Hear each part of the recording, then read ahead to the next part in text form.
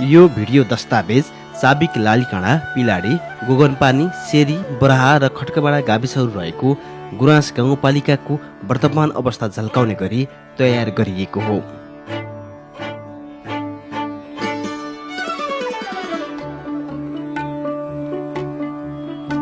यसमा झण्डै 2 दशकपछि पाएका जनप्रतिनिधिले काम गर्नु पूर्व विकासमानको अवस्था, सम्भावना, चुनौती एवं समृद्ध गुराँस गाउँपालिका निर्माणको योजनालाई समावेश गरिएको छ।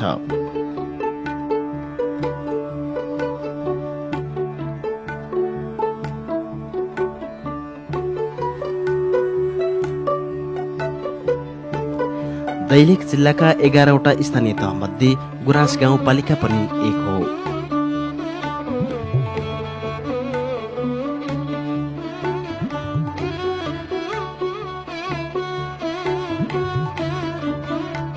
पूर्वमा सुर्खेतको सिंगार, उत्तरमा दैलेखको डुङ्गेश्वर र भगवती माई, पश्चिममा अछाम र दक्षिणमा प्रदेश राजधानी सुर्खेत पर्दछन्।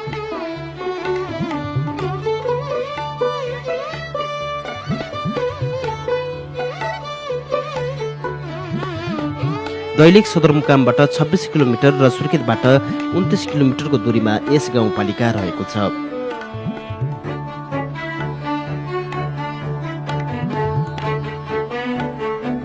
– 2068 को जनगणना अनुसार यहाँको कुल जनसङ्ख्या 22,033 रहेको छ।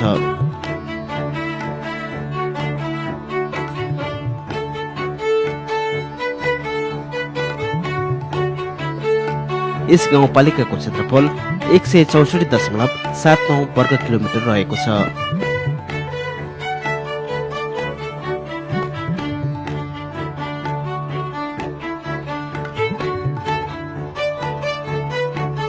सुर्खेत दैलेख सडक खण्डले गुराँस गाउँपालिका सहज यातायातको पहुँचमा रहेको छ।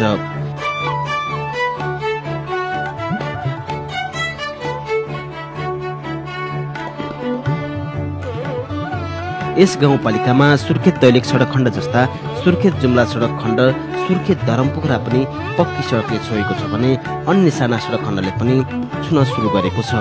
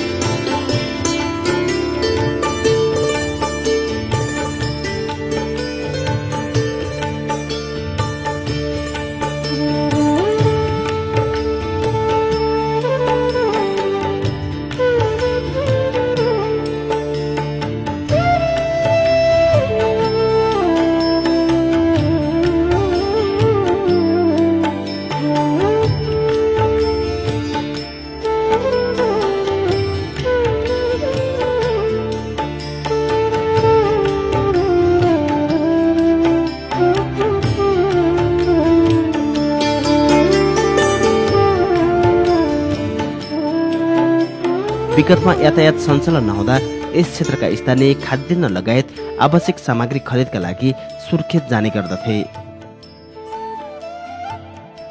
यातायात सञ्चालन नहुँदा दैलेख, अछाम, कालीकोट, जाजरकोट लगायतमा बसोबास गर्ने मानिस यही बाटो भएर सुर्खेत खाद्यान्न एवं अत्यावश्यक सामग्री खरिदका लागि हिँडडुल गर्ने गर्दथे।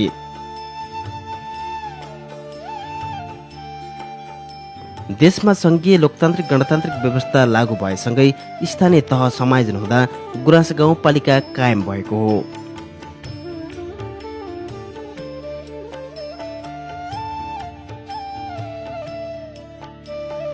दुई 2073 साल फागुन 27 मा संघीय मामिला तथा स्थानीय विकास मन्त्रालयले राज्य पुनर्संरचना अनुसार स्थानीय तह लागू गर्दा गाउँ विकास समितिलाई विघटन गरी गुराँस गाउँपालिका भएको हो।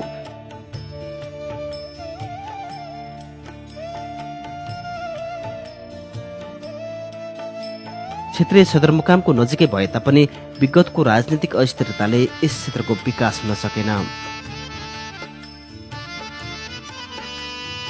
भौगोलिक कठिनाई पनि विकास निर्माणको बाधक भइरह्यो। विगतमा खानेपानी अवस्था कठिन थियो। खानेपानीको उचित प्रबन्ध नहुँदा स्थानीयले धेरै समस्या भोग्नु पर्यो।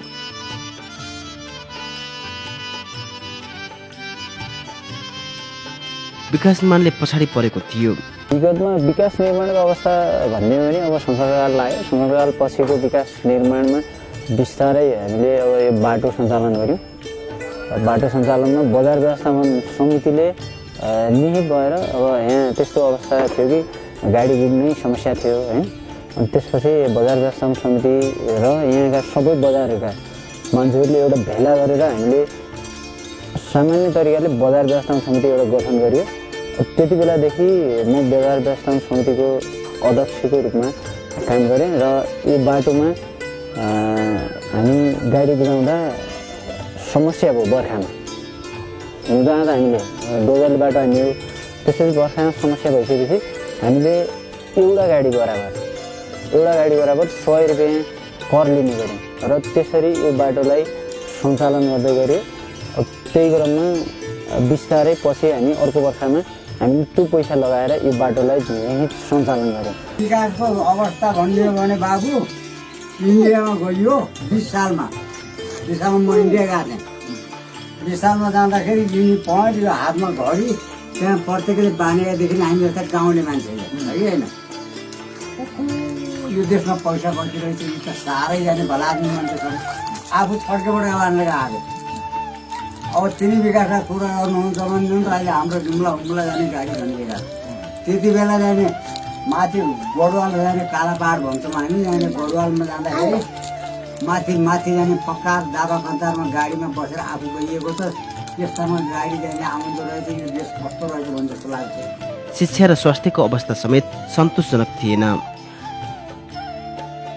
शिक्षाको क्षेत्रमा अब शिक्षामा पहिला बर्खाको च्याउ उम्रे जस्तो विद्यालयहरू सरकारले धमाधम स्वीकृति दिइदियो र अहिले विद्यार्थीहरू नभएर अभिभावकहरू पनि त्यति जाँगर नभएर विद्यालयको अवस्थाहरू पनि नाजुकै भइरहेको छ र जनप्रतिनिधिहरूले अहिले हाम्रो यो गुराँसमा हाजिरीको शिक्षकहरूको लागि हाजिरी विद्यालयहरूमा माविहरूमा जडान भइरहेको छ। यहाँ नजिकैका माविहरूको सिको गरेर अब केही वर्षपछि प्राविहरूमा पनि त्यो हुँदैछ। ठिकै छ। अहिले पहिलाको भन्दा अहिले धेरै सहज पनि भएको छ। अब विद्यार्थीहरूले पनि पढ्नुपर्छ भन्ने भावना जगाउँछन् र शिक्षकहरूले हामीले केही न केही गर्नुपर्छ हाम्रा भावी बच्चाहरूको भविष्य उज्जवल गर्नको लागि शिक्षक नै सक्रिय भएन भने विद्यार्थीको भविष्य उज्जवल हुँदैन भनेर सबै शिक्षकहरू तयार हुनुहुन्छ। यसमा चाहिँ विगतको उसमा त मान्छे अलिकति शिक्षामा कमी थियो, स्वास्थ्यमा उनीहरूको पहुँचको कमी थियो होइन। अनि बाटाघाटा, बिजुली, खानेपानी, सरसफाइ यिनीहरूमा निकै समस्याकै रूपमा रहेको थियो।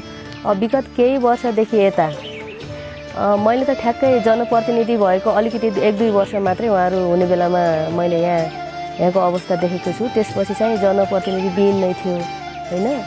अनि त्यतिखेर चाहिँ अब मान्छेको शिक्षामा पनि केही हदसम्म पहुँच थिएन। अनि स्वास्थ्यमा पनि हामीले कुन सेवा चाहिँ हेल्थ पोस्टबाट लिनुपर्छ, कुन सेवा अलिकति नजिकको गाउँघर क्लिनिकबाट लिनुपर्छ, अनि विद्यालयमा पढ्दा के हुन्छ, छोरालाई कति पढाउने, छोरीलाई कति पढाउने लगायतका खानपानका सरसफाइका कुराहरूमा केही कमी नै थियो।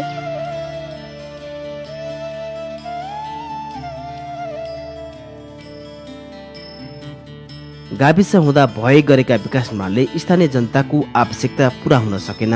यो दैलेख सदरमुकामदेखि अत्यन्त दुर्गम क्षेत्रमा पर्ने गाउँ विकास समितिमा पर्थ्यो। यहाँभन्दा अगाडि करिब सदरमुकामदेखि 13 कोस दुर्गममा पर्ने यो गाउँ विकास समिति थियो र विकासका सम्भावना पर्याप्त हुँदाहुँदै पनि यो विकास त्यति तीव्र रूपमा अगाडि बढिरहेको अवस्था थिएन। जुन सडक, शिक्षा र सञ्चारको हिसाबले यो क्षेत्र अलिकति पछाडि नै थियो र अहिले हेर्दा अब यहाँ चाहिँ शिक्षा, स्वास्थ्य, सडक लगायतका यो स्थानीय तह जुन निर्माण भइसकेपछि विकास अलिकति अगाडि बढ्छ कि भन्ने आशा लाग्दो अवस्था देखिन्छ।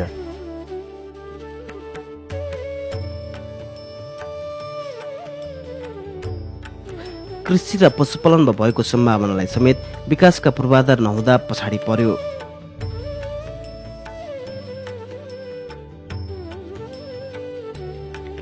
प्रजातन्त्रपछि देशमा थुप्रै राजनैतिक परिवर्तन भयो।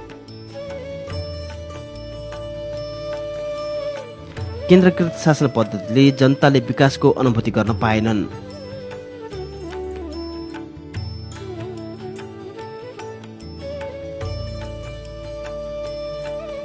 नेपालको संविधान 2073 को परिकल्पना अनुसार सरकारले 2073 वैशाख 31 गतेलाई स्थानीय तह निर्वाचन घोषणा गर्यो।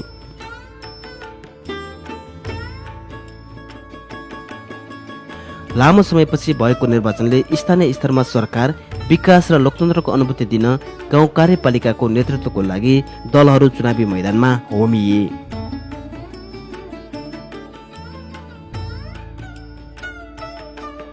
यस क्षेत्रका स्थानीयले विकास प्रेमी, स्वच्छ छवि, सबैलाई मिलाएर काम गर्ने प्रभावशाली नेतालाई आफ्नो जनप्रतिनिधिका रूपमा गाउँपालिका कार्यपालिकाका लागि छनौट गरे।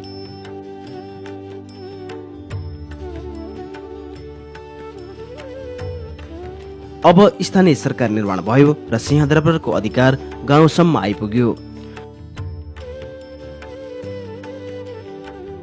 सरकारले स्थानीय सरकारको काम, कर्तव्य र अधिकार तोकेसँगै गाउँपालिका कार्यपालिकाले काम सुरु गर्यो।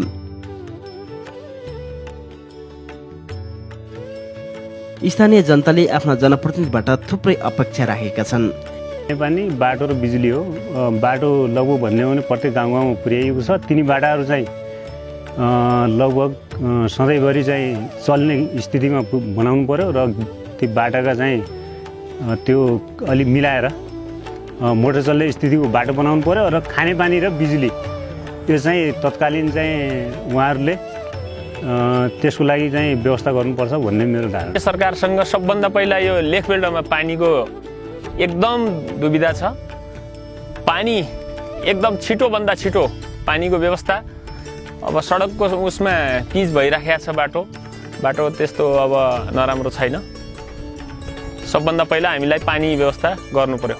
स्थानीय सरकार धेरै समयपछि करिब 22 शताब्दीपछि भएको यो स्थानीय निकायको इलेक्सनपछि स्थानीय निर्वाचित त्यो के भने प्रतिनिधिहरू निर्वाचित भएका छन्।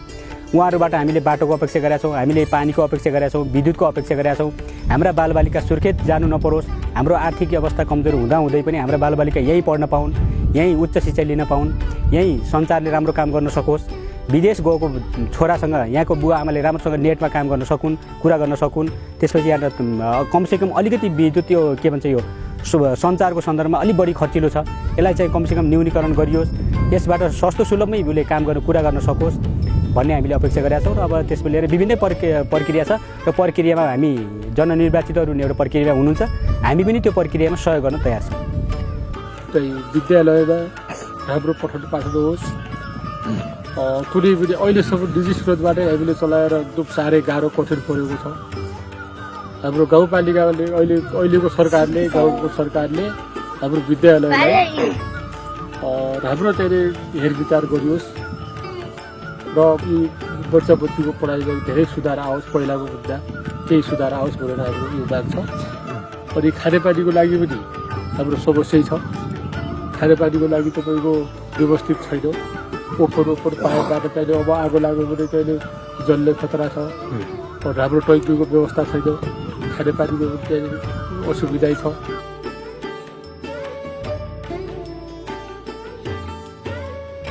विगतका विकास निर्माणका काम जनप्रतिनिधिलाई विकासका लागि आधार स्तम्भ हुन्।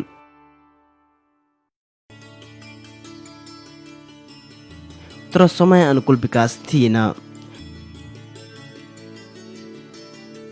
विगतमा विकास निर्माणको सम्बन्ध त्यतिखेर बजेट पनि थिएन, 4-3 लाख पछि एकाउन्टबाट आयो। पहिला 17-18 हुन्थ्यो, त्यतिखेरको बनाएका विद्यालयहरू सम्बन्ध अहिलेसम्म छन्। प्रत्येक वडामा प्राइभेट छन्। त्यसपछि आएर निभावी मावि सम्बन्ध वडा नम्बर 2 मा छँदै छैनन्। एउटै सचिवले 4-5 ठाउँ 3-4वटा गाविसहरू हेरेर कामहरू अध्यक्षको भूमिकाहरू गर्नुपर्थ्यो भने हाल आएर जनप्रतिनिधि आउनु भएको छ। के हुन्छ होला जस्तो लाग्छ, तर भने जस्तो चाहिँ पहिला चाहिँ थिएन विकास। बाटो, खानेपानी, कृषि र स्वास्थ्य शिक्षा सम्बन्धी हामीले 5 वर्षसम्म केही न केही गर्नुपर्छ। पहिलाको जस्तो हुनुहुन्न, अहिले फरक ढङ्गले हामीले शिक्षालाई चलाउनुपर्छ। स्वास्थ्यलाई, कृषि सम्बन्धी एउटा नगरेर हामी कृषि सम्बन्धी पनि निर्माणमुखी नभएर हामी व्यवसाय रूपले गर्नुपर्छ। जुन खेती गरे पनि कृषिमा तरकारी, फलफुल अन्य जुन गरे पनि हामीले व्यवसाय रूपले गर्नुपर्छ। यो सम्बन्धी हामीले पहिला प्राथमिकता हामीले दिएको बाटो, शिक्षा र स्वास्थ्य, कृषि सम्बन्धी। गाउँपालिकाको समग्र विकासका लागि अध्यक्ष लगायत सबै जनप्रतिनिधिको सक्रियता बढेको छ। शिक्षा, स्वास्थ्य, कृषि, पर्यटन, यातायात समग्रमा सबै वडाका सम्पूर्ण उहाँहरूलाई अगाडि राखेर प्राथमिकरण गरिराखेका छन्। बाटोघाटो, सडक होइन प्राथमिकरण राखेर सुरुवात गरिएको छ।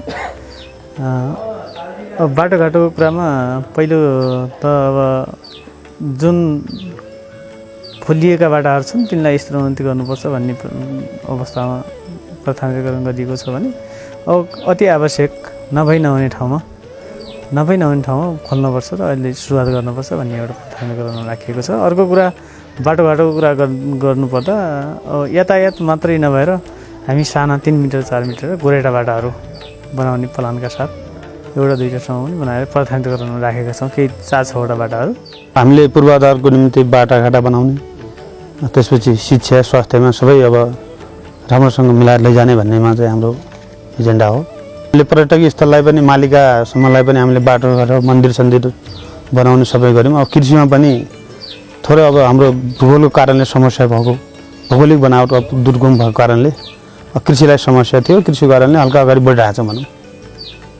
विगतका कुराहरू स्थानीय तहमा जुन 19 वर्षमा जुन कर्मचारीबाटै सञ्चालन हुने भएको कारणले संयन्त्रहरू हामी पनि संयन्त्र थियौँ, तर परिपक्व कहाँनिर भएन भन्दाखेरि 10 वर्ष जनयुद्धको पनि त्यस्तै अवस्था आयो। अब जनताहरू डरको मारले बाहिर पनि हिँड्ने भयो, त्यस कारणले त्यसको अलिक पछि पर्न गएको।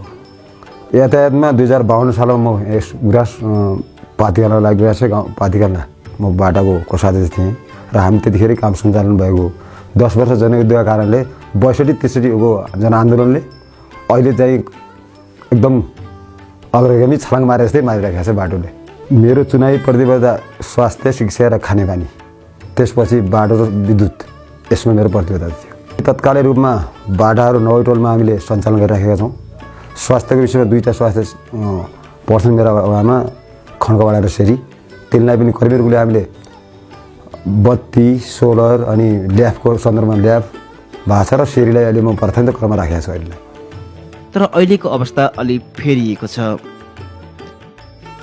अहिलेको अवस्था भन्नुपर्दाखेरि स्वास्थ्य र शिक्षा चाहिँ हिजोको अवस्थामा चाहिँ केही थोरै परिवर्तन भएको जस्तो लाग्छ। किन भन्दाखेरि अब हिजो हामीले यहाँ अब स्थानीय स्तरबाट हेर्ने हो कि सरकारबाट जताबाट हेरे पनि हिजो बिग्रो दिनमा पढाइ हुन्थेन र अहिले चाहिँ पढाइ चाहिँ राम्रै भएको छ, जति सकिन्छ होइन, जति सक्दो हो। त्यो सबैले ध्यान चाहिँ माथि केन्द्र थियो। अहिलेसम्म हेर्दा सबैले चाहिँ ध्यान अब पुर्याउनको निमित्त विभिन्न माध्यमद्वारा सबैले चाहिँ आलोचना गरेर भए पनि जसरी भए पनि पढाइ शिक्षा चाहिँ भागै छ। विगत दिनमा भन्दा अहिले केही भाग छ। पढ्न पाएछन् शान्तिपूर्ण तरिकाले जनताका छोराछोरीले जस्तो खाए पनि पर्न चाहिँ पाएका छन्। विकासमा सुरु भयो तर गाडी चाहिँ आएन। त्यसपछि हाम्रो यो बजार समितिले सबैले पैसा उठायौँ र अलि सानो बाटो चाहिँ ठुलो बाटो बनायौँ। त्यसको लगभग अझ कहाँ पैसा तिर्दैछ भन्छन्। अब त्यो के हो त्यो त्यसको पनि बाँकी नै छ। स्वास्थ्य ठिकै छ। अब सुविधा चाहिँ पाछन्, औषधिहरू पनि पाछैनन्, आफैले नगद हालेर किन्नुपर्छ।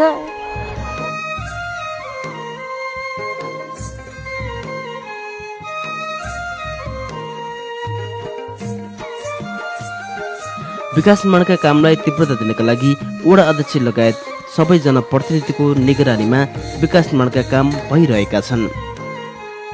दीर्घायु हिसाबले बनाउने योजनाहरू यो समयलाई होस् भन्नको निमित्त मैले त्यो मेरो चाहिँ भित्री आत्माबाट मैले सोचेको छु र मैले अहिलेसम्मलाई मैले त्यो काम एकदम गहिरो हिसाबले मैले चलिरहेको छु। कृषि प्रधान देश बनेको त हाम्रो चाहिँ नेपालको त म घोषणा हो। यो कृषिलाई नम्बर 1 मा प्राथमिकता दिने मेरो विचारमा पहिला पनि थियो र अहिले म एउटा निर्वाचित भइसकेपछि मैले कृषिलाई धेरैभन्दा धेरै चाहिँ मैले फोर्स गरेको छु। गाउँपालिकामा म बारम्बार लड्ने गर्छु। म कृषिको निमित्त मात्र लड्छु प्रायः जसो। म कुनै यो बाटो बढी मात्रामा बाटा चाहिँ खनिएको छ, यसको पनि म यसरी खन्नु हुँदैन। कृषकले कमसेकम जाने बनाऊ आधा घन्टा सम्मलाई चाहिँ त्यो बाटासम्मलाई चाहिँ जानुपर्छ। त्यो कुनै चाहिँ कृषकबाट उब्जनी भएको चिजहरू चाहिँ उपलब्धि गरेर त्यहाँ आएर आधा घन्टामा त्यहाँ बोकेर सप्लाई गर्न सकिन्छ भनेर मैले त्यो बारम्बार भन्ने गरेको छु। तर कृषिमा हाम्रो के छ भन्दाखेरि अब हाम्रो गाउँपालिकाले चाहिँ सामुदायिक फर्मको अवधारणा पनि ल्यायो। त्यसपछि साझेदारी फर्मको अवधारणा पनि ल्याएको छ। त्यो मध्येमा 5-6 जना सामुदायिक साझेदारी फर्ममा गर्दै हुनुहुन्छ र अब केही नयाँ कुराहरू अब विशेष गरेर हामीले चाहिँ फलफुल र अलैँची गोगनपानी वडा नम्बर 5 गुराँस गाउँपालिकाको वडा नम्बर 5 मा अमिलो जातको फलफुल विशेष गरेर कागती र सुन्तलालाई बढी जोड दिएका छौँ। अनि त्यसपछि यसको साथसाथै हामीले अलैँची खेती पनि अहिलेदेखि अलैँची लगाउने कृषकहरूलाई उहाँहरूले चाहिँ व्यक्तिगत रूपमा लगाउनुहुन्छ भने हामीले बुटा उपलब्ध गराइदिने, बिरुवाहरू उपलब्ध गराइदिने। यदि चाहिँ त्यस्तो गर्नु भएन भने हामी साझेदारीमा पनि उहाँहरूलाई चाहिँ त्यो गराइराखेका छौँ। आफ्नो वडाको समग्र विकास परियोजनाको बारेमा भन्नुपर्दा यातायातको सम्बन्धमा अब आवश्यक बाटाहरू ट्र्याक खोल्ने काम भएको छ र सिँचाइ योजनाहरूको कार्य सञ्चालन भइराखेका छन् र शिक्षाको तर्फ विद्यालयहरूमा केही योजनाहरू राखिएको छ, सुधार योजनाहरू।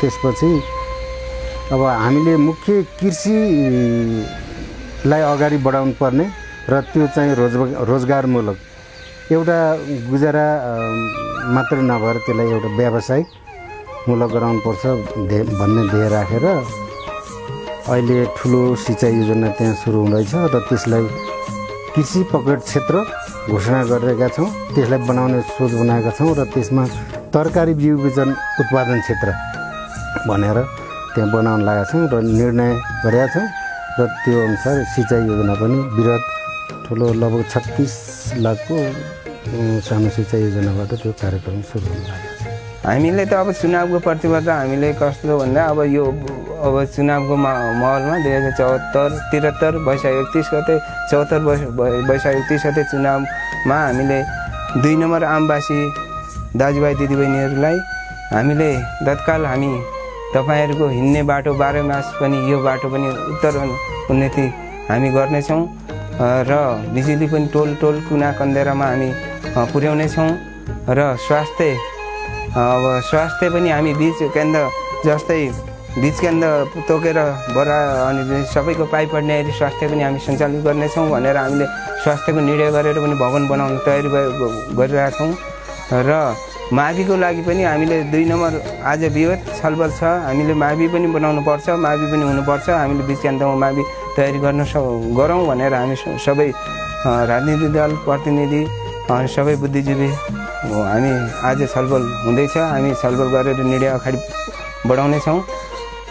गाविस हुँदा रहेका वडालाई हेरफेर गरी टोल विकास संस्था गठन भएका छन्।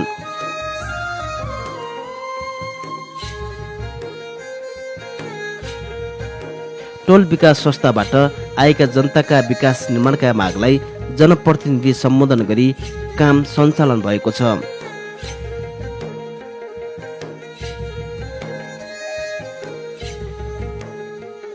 जनताले छनौट गरेका जनप्रतिनिधिले पहिलो वर्षको बजेट विनियोजन गरी काम सुरु भएको छ। कृषि, पशुपालन, पर्यटनका लागि गुराँस गाउँपालिका अति सम्भावना बोकेको क्षेत्र हो।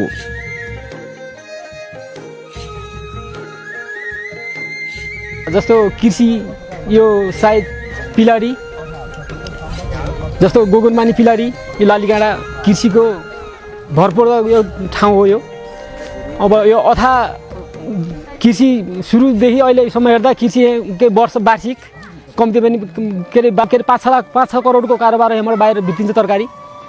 तर जस्तो अहिलेसम्म भइरहेको जस्तो तरकारीको सम्भावना पर्याप्त मात्रामा छ। तर बजारीकरणका कुरादेखि लिएर हरेक कुरालाई अलिकति मान्छेलाई समस्या भइरहेको छ।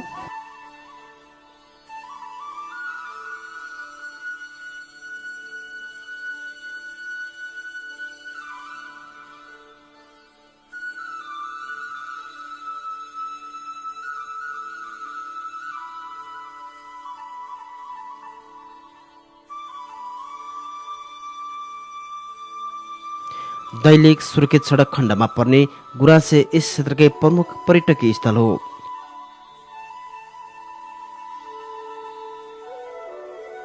विगतमा कर्मचारीको भर पर्दा बजेटको सदुपयोग भन्दा दुरुपयोग बढी भएको घटना आँखै अगाडि देखेका स्थानीय जनप्रतिनिधि मार्फत पर्यटकीय स्थलको संरक्षण, प्रचार एवं कृषि, शिक्षा, स्वास्थ्य र सडकमा विकास भएको हेर्न चाहन्छन्। यो पूर्वाधार विकासलाई हामीले धेरै चर्चा गर्नुपर्ने परिस्थिति छैन। तर हामीले गुराँस गाउँपालिकाले देशभरि नभएका 2-3वटा योजनाहरूलाई हामीले प्राथमिकता दिएर अगाडि बढेका छौँ। हामी नीतिगत रूपमा पनि निर्णय गरेका छौँ र कार्यविधि पनि तयार गरेका छौँ। जस्तो हामीले गुराँस गाउँपालिकामा जीवन सुरक्षा कोषको स्थापना गरेका छौँ। जो बच्चाहरू छन्, बच्चाहरू जीवन सुरक्षा कोष मार्फत त्यो कार्यक्रममा आबद्ध हुनेछन्। जुन यो जीवन सुरक्षा कोष भोलिका दिनमा गएर देशभरि लागू हुनेछ भन्ने हामीले अपेक्षा गरेका छौँ। र बेरोजगार युवाहरूको तथ्याङ्कको कार्यक्रम गरेका छौँ। बेरोजगार युवाहरूको के कति छ, उहाँहरूको सिप के हो, क्षमता के हो, गर्न के काम गर्न सक्नुहुन्छ, इच्छा के हो भनेर त्यसको पनि तथ्याङ्क सङ्कलन गरेका छौँ र हामी त्यसलाई कार्यक्रमको रूपमा अब अगाडि बढ्दैछौँ। यति मात्र होइन, जनताको पहुँचमा स्वास्थ्यको जुन कुरा गरेका थियौँ, आजका दिनसम्म आउँदा हामीले जनतालाई भरपूर सहयोगका साथ हिजो वडा कार्यालयहरूमा स्वास्थ्य चौकीहरू थिएन, हामी सबै वडा कार्यालयमा स्वास्थ्य चौकीको स्थापना पनि गरेका छौँ र जनतालाई सकेसम्म स्वास्थ्य पहुँचको नजिक राख्ने कोसिस गरेका छौँ। हामीले साँच्चीकै भन्दा 1, 2, 3 भनेर भन्दा मैले यिनी कुराहरू गरेँ। तर डिटेली रूपमा जानुपर्दा जनतालाई कतिसम्म प्रत्यक्ष प्रभाव परेको छ, कति आत्मसात गर्नु भएको छ त्यो हामीले बुझ्न समय लाग्ला। तर हाम्रो दिनरात मेहनतका साथ आफ्नो राखेका दृष्टिकोण, चुनावमा राखेका बाचाहरू हामीले एक नम्बरिङ गरेर पुरा गर्दैछौँ र एकदमै मलाई लाग्छ हामीले गरेका कामदेखि भोलि जनताहरू अवश्य नै खुसी हुनुहुनेछ। साबिकका गाउँ विकास समितिमा रहेका स्वास्थ्य संस्था, शिक्षण संस्था लगायत कृषि, पर्यटनको सेवा प्रभावकारी बनाउन समेत गाउँपालिका अग्रसर भएको छ। हामी त कृषि गुराँस गाउँपालिकाको कृषि हब क्षेत्रमा भनेर हाम्रो नीतिगत योजनामा नै हामीले त्यो कुरा राखेका छौँ र पर्यटकीय पूर्वाधारको रूपमा पनि हामी विस्तार गर्नुपर्छ। गुराँस गाउँपालिका पर्यटकीय क्षेत्र विकास गरेर पर्यटकीय केन्द्र बनाउनुपर्छ भनेर पनि गुराँस गाउँपालिकाले चालु अब 74-75 हामी थुप्रै बजेटहरू विनियोजित गर्यौँ। हामी पर्यटन क्षेत्रको विकासको निम्ति यो ठाउँमा भएका डाँडाहरूलाई व्यवस्थित गरेर भ्यू टावर बनाउने, झरनाहरूलाई संरक्षण गर्ने, गुफाहरू संरक्षण गर्ने, हामी होमस्टेलाई व्यवस्थित गर्ने लगायत विभिन्न पर्यटकीय सम्भावना बोकेका ठाउँहरूको अध्ययन अनुगमन गरेर केही बजेट पनि विनियोजित गरेका छौँ। पर्यटन विकासमा हाम्रो जोड त्यतातिर छ भन्दा कृषि हब बनाउने भनेर हामी जसरी आजका दिनसम्म हामी बजेटबाट अगाडि बढिरहेका छौँ, नीतिबाट अगाडि बढेका छौँ। अब हामी हरेक किसानलाई व्यावसायिकरणको अवधारणाका साथ अगाडि बढ्दैछौँ। अब हामी कुनै पनि व्यक्ति व्यावसायिक ढङ्गबाट अगाडि बढ्न सकेन भने आफ्नो आत्मनिर्भर मात्र बन्न सक्छ, तर उसले आफ्नो इच्छा, आवश्यकता र आकाङ्क्षा अनुसारको प्रगति गर्न सक्दैन। अब जीवन निर्वाहमुखी मात्र जो पेसा छ यसलाई बदलेर व्यावसायिकरण गर्नुपर्छ भन्ने हाम्रो गुराँस गाउँपालिकाको जोडका साथ अहिले मात्रै हामीले करिब 1 महिना अगाडि गुराँस गाउँपालिकाले आफै करिब 105 जना कृषकहरूलाई अनुदानको पनि व्यवस्थापन गरेको छ र अब यिनीहरूलाई व्यावसायिक किसानको रूपमा हामी विस्तार गर्दैछौँ। पर्यटन विकासका निम्ति दुईवटा पर्यटनलाई विशेष गरी एउटा प्राकृतिक रूपमा रहेका सौन्दर्यपूर्ण चिजहरूलाई हेर्नका निम्ति एउटा योजना बनाएर अगाडि लागिरहेका छौँ।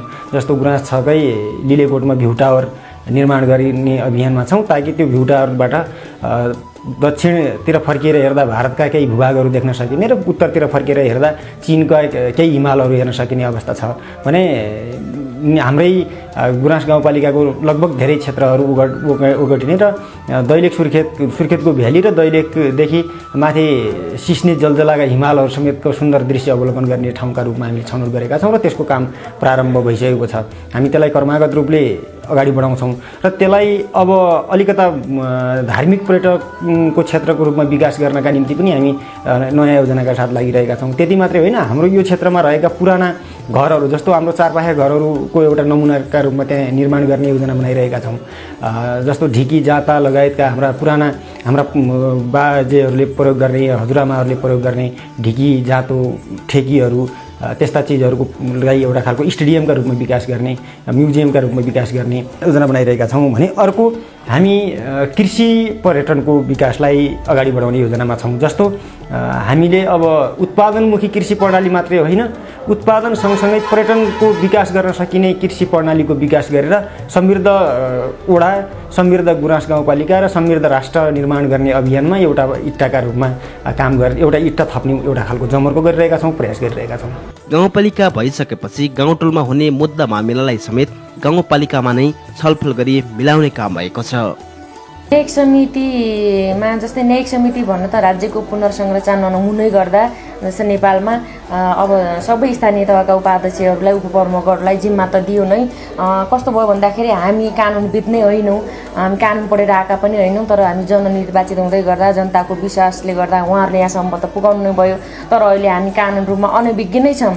तैपनि हाम्रा सानातिना मुद्दाहरू आएका कुरा कस्तो छन् भन्दा जस्तै बहुविवाह सम्बन्धी मुद्दाहरू आयो भने हामीले यहाँबाट सिफारिस गरेर अदालतमा नै पठाउने गरेका छौँ र सानातिना अरूको खानेपानी लगायतका आलीदुली सम्बन्धका मुद्दाहरू आयो भने यिनीहरूलाई यहीँ के अरे मिलाउने कोसिस त गरिराखेका छौँ। अनि अर्को समस्या कस्तो छ भन्दा अब ठुल्ठुला कहिलेकाहीँ बाँझिने खालका मुद्दाहरू हुन्छन्, उहाँहरू यहीँ पनि नमिल्ने मान्नुहुन्न।